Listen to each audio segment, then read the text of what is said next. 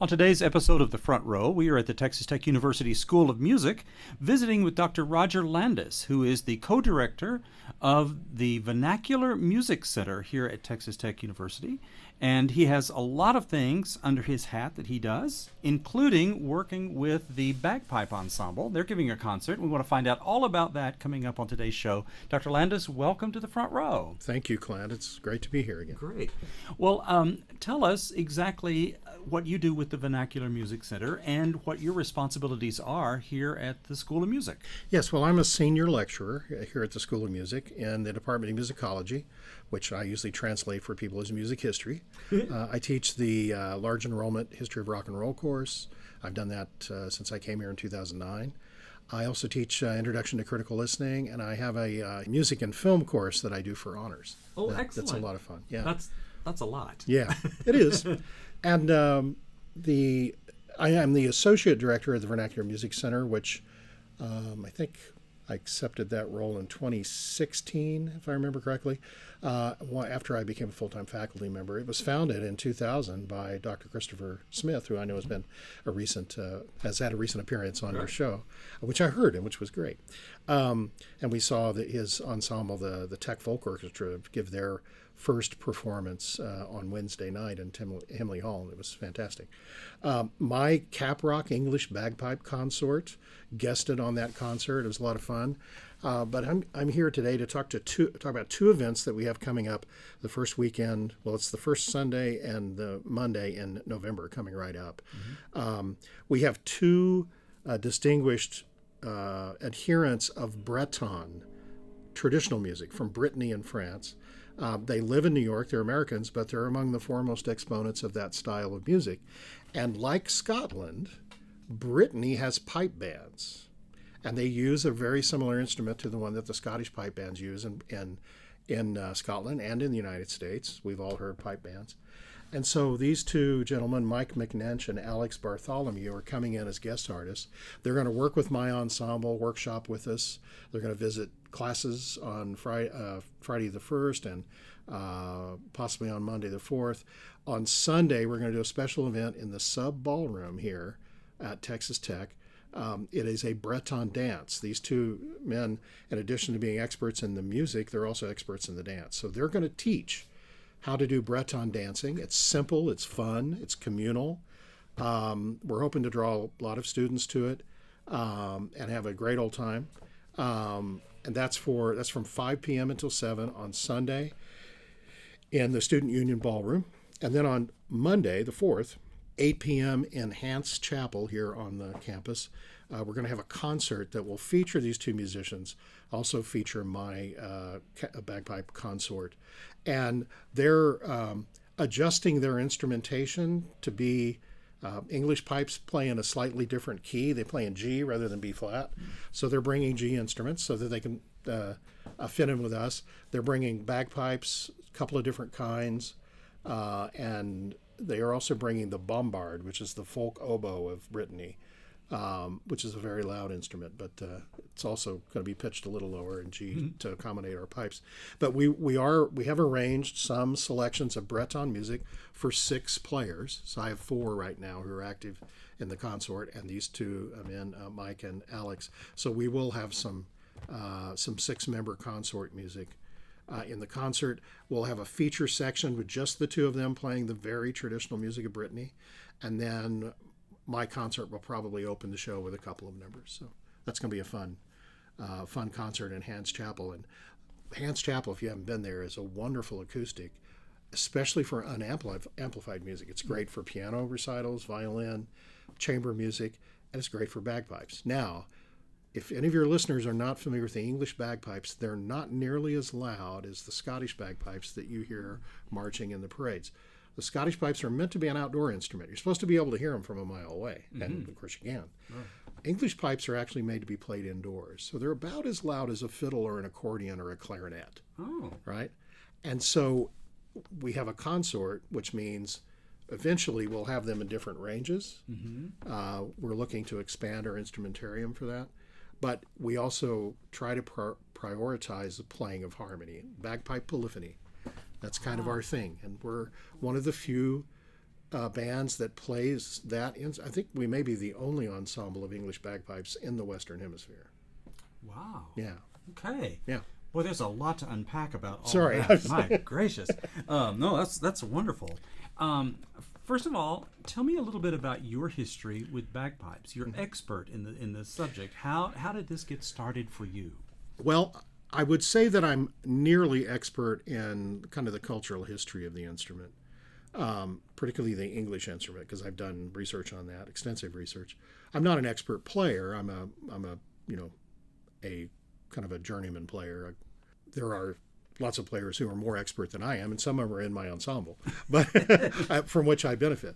But my history with them is I was introduced to bagpipes through. I have had a long association with Irish traditional music from the time that I was 22 years old. And I eventually pursued that and became a professional.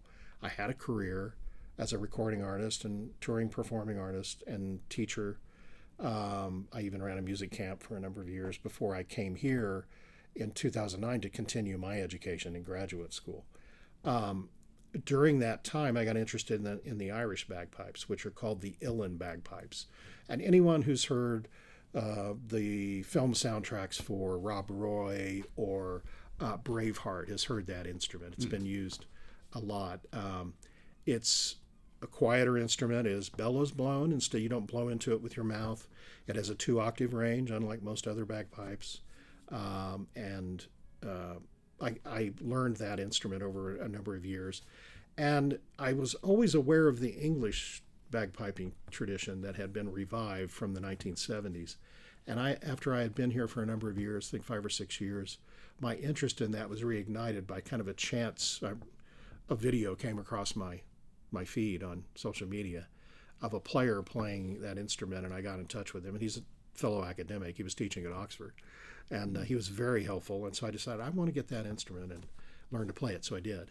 And I had been doing that for a few years here and had guested with the Celtic Ensemble and a number of times and played in the Celtic Christmas and found another graduate student who was interested in learning. And so she got a set.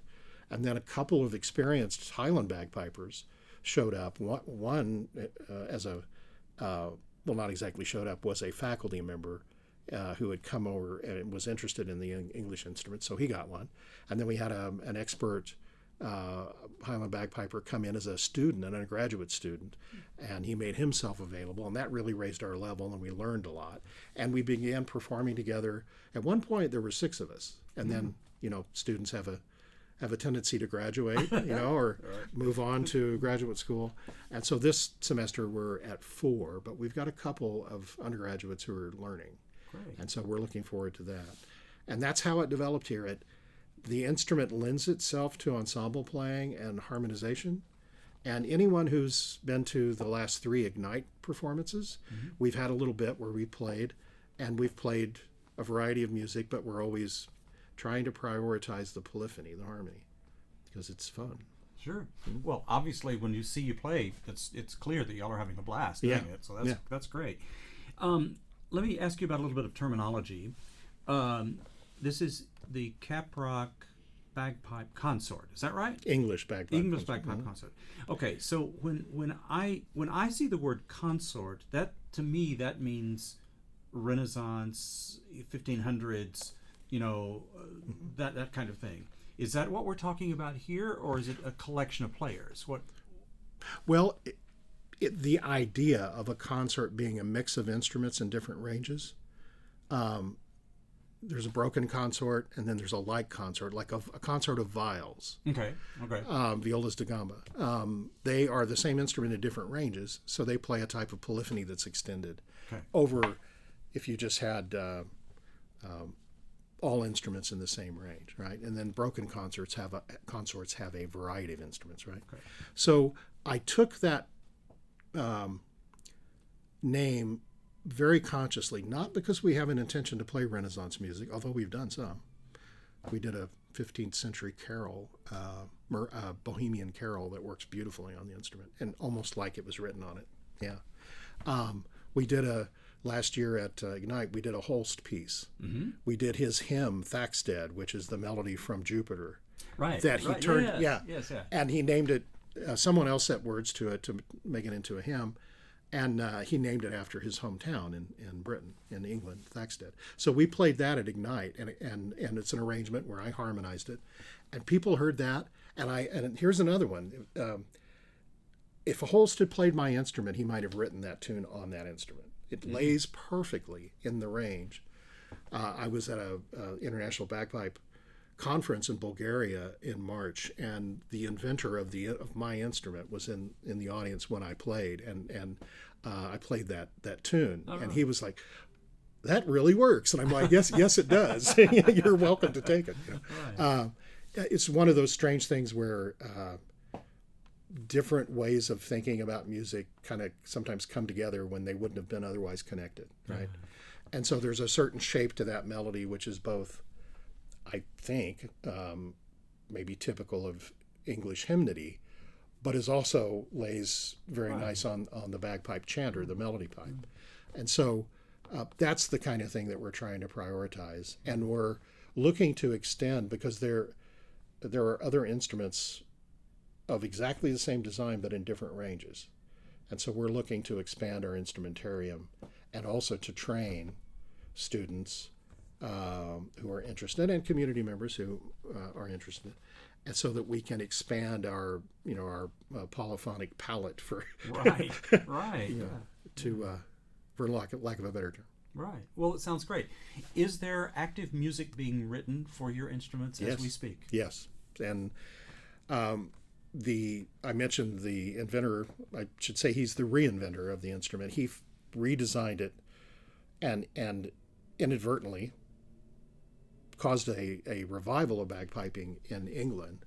He started in 1975. He is a composer as well as a performer and an instrument maker, and he's prolific. And there are a lot of people in the English bagpipe revival. One of the things that fascinated me about that revival and why I wrote my master's thesis on it was that almost everyone who's involved in it composes. Why? Because they're playing music that survives from other instruments.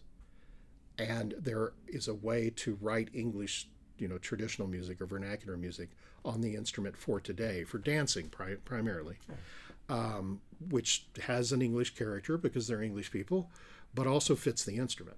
And so this is a really kind of not just a revival, but kind of a renaissance of composing folk dance repertoire for the instruments like the bagpipes, the hurdy-gurdy, the accordion, the fiddle.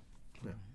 So tell us again the opportunities and the concerts that are coming up, times, dates, and places. Yes. So, and both of these events are free of charge. Sunday, November 3rd at 5 o'clock in the Texas Tech University sub ballroom. That's a student union building, the ballroom, which is right off of the central atrium. It's going to be a Breton dance. And we hope there's going to be a lot of students there. The public is welcome to come. There's free parking because it's a Sunday, so the parking in the band lot in front of the School of Music will be available. And then on Monday, November 4th at 8 o'clock in Hance Chapel, which is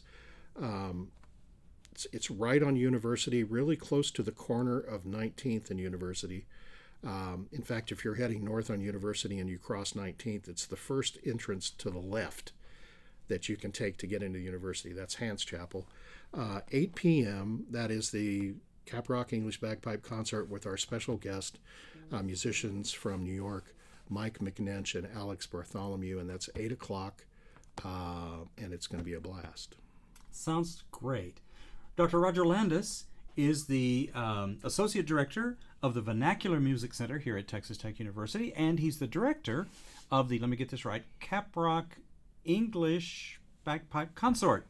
Bingo. Well, great, exactly. Thank you so much for Thank being you, Clint. our guest on the show today. Thank you so much.